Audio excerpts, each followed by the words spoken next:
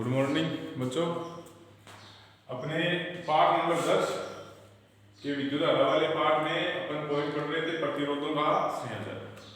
और प्रतिरोधों का संयोजन दो तरीके से होता है, या तो श्रेणी क्रम में, या फिर दूसरा पॉइंट है अपना समांतर क्रम संयोजन, या इसका दूसरा नाम है पार्श्व क्रम संयोजन।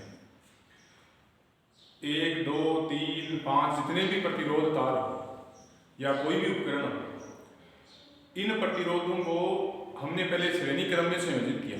अगर प्रतिरोध तार श्रेणी क्रम में संयोजित होते हैं तो इनके तुल्य प्रतिरोध यानी कुल जो मान प्राप्त होता है, इसका मान सभी प्रतिरोधों के योग के बराबर होता है और दिए गए बड़े से बड़े प्रतिरोध के मान से भी ज्यादा प्राप्त होता है। और जब प्रतिरोध का मान ज्यादा है तो प्रवाहित होने वाली धारा का मान कम हो जाता है। तो दूसरा जो क्रम है, प्रतिरोधों को किस क्रम में जोड़ना चाहिए? प्रतिरोधों को समांतर क्रम संयोजन या पार्श्व क्रम संयोजन। इसकी परिभाषा सबसे पहले इसका चित्र, फिर प्रतिरोधों को समांतर क्रम संयोजन में जोड़ने पर जो तुल्य प्रतिरोध का मान प्राप्त होता है उसका सूत्र व्युत्पन्न करेंगे। तो समांतर क्रम संयोजन या पार्श्व क्रम संयोजन की परिभाषा, प्रतिरोधों का ऐसा संयोजन जिसमें सभी प्रतिरोध तारों का पहला सिरा एक बिंदु से होकर परिपथ से तथा दूसरा सिरा दूसरे बिंदु से होकर पुनः परिपथ से जुड़ा हुआ हो तथा वो एक दूसरे के समांतर क्रम में हो, समांतर क्रम संयोजन या पार्श्व क्रम संयोजन कहलाता है। प्रतिरोधों का ऐसा संयोजन जिसमें सभी प्रतिरोध तारों का पहला सिरा एक बिंदु से होकर परिपथ से तथा दूसरा सिरा दूसरे बिंदु से होकर परिपथ से जुड़ा हुआ हो तथा ये तीन प्रतिरोध जो है वो एक दूसरे के समांतर क्रम में हो, इसे समांतर क्रम संयोजन या पार्श्व क्रम संयोजन कहते हैं। चित्रानुसार हम तीन प्रतिरोध तार R1, R2 और R3 जिनको समांतर क्रम संयोजन में व्यवस्थित करते हैं। R1, R2 और R3 ये तीनों एक दूसरे के समांतर क्रम में हैं, जिनके पहले सिरे बिंदु यानी अक्ष बिंदु से होकर परिपथ से जुड़े हुए हैं और दूसरे बिंदु y बिंदु से होकर परिपथ से जुड़े हुए हैं। जब आप समांतर क्रम संयोजन में कुंजी को ऑन करके धारा प्रवाहित करते हैं तो इस परिपथ में प्रवाहित होने वाली धारा इस अक्ष बिंदु से प्रतिरोध R1 में, इस बिंदु से प्रतिरोध R1 जो विद्युत धारा ग्रहण करेगा उसको अपन I1 के नाम से जानते हैं, और R2 प्रतिरोध द्वारा जितनी इसमें से धारा ली जाती है उसको I2 के नाम से जानते हैं, और R3 प्रतिरोध में प्रवाहित होने वाली धारा को I3 कहेंगे। लेकिन इन तीनों प्रतिरोधों के दोनों बिंदु जो है, दोनों सिरे जो है एक ही बिंदु से जुड़े हुए हैं, इसलिए इन दोनों बिंदु अक्ष और y के बीच जो विभवांतर उत्पन्न होता है V, जो वोल्टमीटर का जो पाठ्यांक है विभवांतर है, उसका मान सदैव एक समान रहता है। तो समांतर क्रम संयोजन के अंदर विभवांतर का मान एक समान होता है। इसमें विभवांतर का मान तो एक समान है क्योंकि तीनों प्रतिरोधों को एक बिंदु से जुड़ा हुआ है, लेकिन प्रत्येक प्रतिरोध में प्रवाहित होने वाली धारा का मान I1, I2 और I3 अलग अलग है। तो परिपथ में कुल जो धारा प्रवाहित हो रही I, इस परिपथ में प्रवाहित होने वाली कुल धारा का जो मान है वो प्रत्येक प्रतिरोध में प्रवाहित होने वाली धारा I1, I2 और I3 के योग के बराबर होती है। अर्थात I बराबर धारा I बराबर I1 plus I2 plus I3, इन तीनों के योग के बराबर होगा। इसको समीकरण नंबर 1 दिया जाता है। अब अपन ओम के नियम से जानते हैं। ओम के नियम से I बराबर होता है V बटे R, V अपॉन, ओम के नियम से I बराबर V अपॉन R। तो पहले प्रतिरोध R1 प्रतिरोध में प्रवाहित धारा जिसको अपने I1 के नाम से जानेंगे, I1, और उस बराबर हो जाएगा V बटे R1। ऐसे ही प्रतिरोध R2 में प्रवाहित होने वाली धारा I2 बराबर हो जाएगी V बटे R2, और I3 में प्रवाहित होने वाली धारा हो जाएगी V अपॉन R3।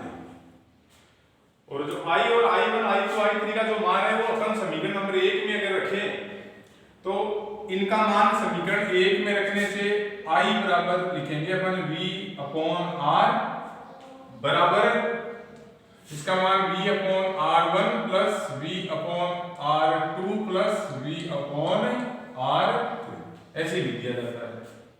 दोनों और की जो राशियां हैं इनमें V को अपन कॉमन लें तो यहाँ बचेगा 1 अपॉन R1 और यहाँ V कॉमन लेने पर V upon R1 plus V upon R2 plus V upon R3।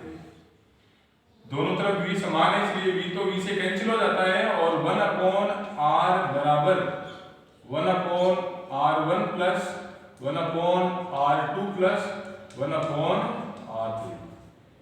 पार्श्व क्रम संयोजन या समांतर क्रम संयोजन के लिए अपन जो तुल्य प्रतिरोध का मान ज्ञात करते हैं उसकी जगह लिखते हैं Rp और 1/Rp बराबर 1 upon R1 plus 1 upon R2 plus 1 upon R3 होगा। यानी समांतर क्रम संयोजन के तुल्य प्रतिरोध का मान तुल्य प्रतिरोध के व्युत्क्रम का मान प्रत्येक प्रतिरोध तार के व्युत्क्रम योग के बराबर होता है। समांतर क्रम संयोजन के जो कुल प्रतिरोध का मान होता है वो इन तीनों प्रतिरोध तारों के व्युत्क्रम योग के बराबर होता है तथा दिए गए छोटे से छोटे प्रतिरोध के मान से भी हमें कम प्राप्त होता है। जैसे हमारे पास 3 प्रतिरोध तार हैं, R1 का मान मान लीजिए अपन लिखते हैं 1 ओम, इसका मान लिखते हैं 2 ओम और इसका मान लिख देते हैं अपन 3 ओम। अगर संयोजन के तुल्य प्रतिरोध का मान हमें ज्ञात करना है तो ये सूत्र कहाँ में लेंगे अपन और 1 अपॉन Rp बराबर 1 R1 का मान 1 प्लस 1/2 प्लस 1/3। इन तीनों का अपन LS लघुत्तम लेते हैं तो वो आएगा 6। तो ये तो गए 6 प्लस ये 3 और ये प्लस 2 यानी 11/6 और Rp बराबर हो जाएगा 6/11 ओम। ये इसको और हल करें तो 0.67 हो। तो समांतर क्रम संयोजन के जो तुल्य प्रतिरोध का मान प्राप्त होता है, कुल प्रतिरोध का मान प्राप्त होता है Rp का मान, वो दिए गए छोटे से छोटे प्रतिरोध 1 ओम के मान से भी कम प्राप्त होता है। यानी यदि अपन उपकरणों को या प्रतिरोध तारों को समांतर क्रम में संयोजित करते हैं तो प्रतिरोध का मान कम प्राप्त होता है और यदि प्रतिरोध R का मान कम है तो उसमें प्रवाहित होने वाली धारा का मान ज्यादा होता है।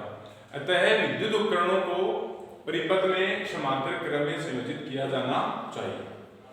हमारे घरेलू विद्युत परिपथ के अंदर जो अपन जिसको लाइट फिटिंग बोलते हैं में परिपथ या जो भी उपकरण है वो समांतर क्रम संयोजन में व्यवस्थित होते हैं। ये इसके तुल्य प्रतिरोध का मान ज्ञात करने का सूत्र हमने जो व्युत्पन्न किया है। समांतर क्रम संयोजन एवं श्रेणी क्रम संयोजन में क्या अंतर है? तो श्रेणी क्रम संयोजन में प्रतिरोधों का जो संयोजन है इसमें पहले प्रतिरोध तार का पहला सिरा परिपथ से तथा दूसरा सिरा दूसरे प्रतिरोध तार के पहले सिरे से तथा दूसरे प्रतिरोध तार का दूसरा सिरा पुनः परिपथ से जुड़ा होता है। जबकि समांतर क्रम संयोजन में सभी प्रतिरोध तारों का पहला सिरा एक बिंदु से होकर परिपथ से तथा दूसरा सिरा दूसरे बिंदु से होकर परिपथ से जुड़ा होता है। श्रेणी क्रम संयोजन में प्रवाहित होने वाली धारा का मान एक समान होता है तथा समांतर क्रम संयोजन में प्रवाहित होने वाली धारा का मान अलग अलग होता है। श्रेणी क्रम संयोजन में प्रतिरोध के सिरों पर उत्पन्न होने वाले विभवांतर का मान अलग अलग होता है, लेकिन समांतर क्रम संयोजन में उत्पन्न होने वाले विभवांतर का मान एक समान होता है। श्रेणी क्रम संयोजन के तुल्य प्रतिरोध का मान बड़े से बड़े प्रतिरोध के मान से भी ज्यादा प्राप्त होता है, जबकि समांतर क्रम संयोजन में तुल्य प्रतिरोध का मान छोटे से छोटे प्रतिरोध के मान से भी कम प्राप्त होता है। ये इनमें सामान्यतः 4 अंतर है। अब विद्युत उपकरणों को समांतर क्रम में संयोजित करने के क्या लाभ है? विद्युत उपकरणों को अपन समांतर क्रम में संयोजित करें तो इसके क्या लाभ है? नंबर 1, यदि विद्युत उपकरणों को या प्रतिरोधों को अपन समांतर क्रम में संयोजित करते हैं तो प्रत्येक प्रतिरोध तार अपनी अपनी आवश्यकता के अनुसार धारा ग्रहण कर सही ढंग से कार्य कर पाते हैं। यानी उपकरण की जितनी क्षमता होती है वह उतना कार्य आसानी से कर सकता है। दूसरा जो इसका पॉइंट लाभ है कि समांतरकरण संयोजन में अगर एक उपकरण खराब भी हो जाए, एक उपकरण यदि खराब हो जाए तो दूसरे उपकरण का के ऊपर उसका कोई प्रभाव नहीं होता। लेकिन श्रेणी क्रम में अगर एक उपकरण खराब हो जाए तो दूसरे विद्युत उपकरण में धारा प्रवाह बंद हो जाता है। तो ये अपने पास दोनों प्रकार के संयोजन। अब समांतर क्रम संयोजन से संबंधित आपके सामने एक प्रश्न है,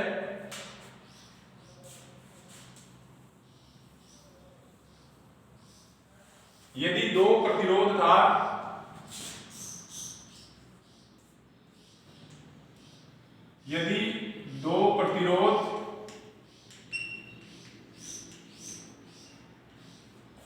R1 एवं R2 समांतर क्रम में जुड़े हैं, समांतर क्रम में संयोजित है या जुड़े हैं, तो संयोजन का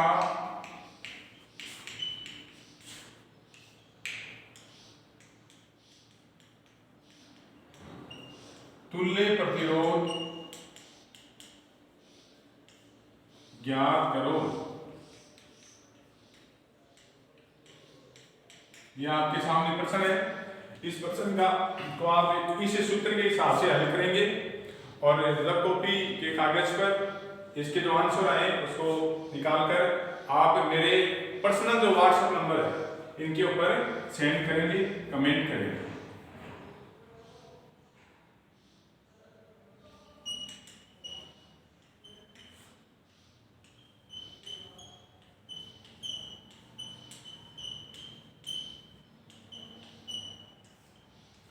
इन नंबरों के ऊपर आप इसके जो आंसर आए हैं उनको कॉपी के कागज पर लिख करके व्हाट्सएप पर सेंड करें और वीडियो को 2 या 3 बार देखें, कमेंट करें पर्सनल या ग्रुप के अंदर, और विशेष रूप से वीडियो को देखकर आप ग्रुप कॉपी में इनको नोट करें। फिर इनके आपको लिखा दिए जाएंगे नोट्स, और जैसे ही ये अपना एक टॉपिक कंप्लीट होता है आने वाले मंडे को, इसके बाद वाले मंडे को अपन इसका 5 या 6% देकर आपका टेस्ट लेंगे। आप उनको हल करके उनके आंसर कमेंट्स करेंगे। अगला अपना जो पॉइंट है वो अपन थोड़े मतलब कल या उसके आगे वाले दिन पढ़ेंगे।